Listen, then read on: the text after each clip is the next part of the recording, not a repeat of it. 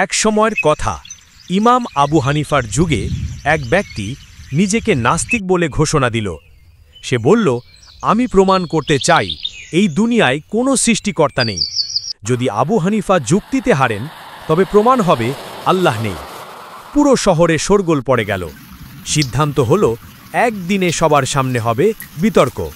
সবাই অপেক্ষা করল, কিন্তু নির্ধারিত সময়েও আবু হানিফা এলেন না। লোকে চিন্তিত, আর নাস্তিক তো মুচকি হাসছে। অবশেষে অনেক দেরিতে ইমাম আবু হানিফা এলেন। নাস্তিক বলল, কি হে আবু হানিফা, আপনি তো ভয়েই দেরি করলেন বুঝি? ইমাম হেসে উত্তর দিলেন, আসলে নদীর ওপার থেকে আসতে গিয়ে সমস্যায় পড়েছিলাম। কোনো নৌকা ছিল না। হঠাৎ দেখি নদীর পাড়ে থাকা কাঠ, দড়ি, পেরেক সবকিছু নিজে নিজে একত্র হয়ে গেল, আর তৈরি হয়ে গেল একটা নৌকা। আমি তাতে চড়ে চলে এলাম। নাস্তিক গম্ভীর হয়ে গেল, রেগে বলল, এটা কি পাগলের মতো কথা? কাঠ কখনো কি নিজের থেকে জোড়া লাগে?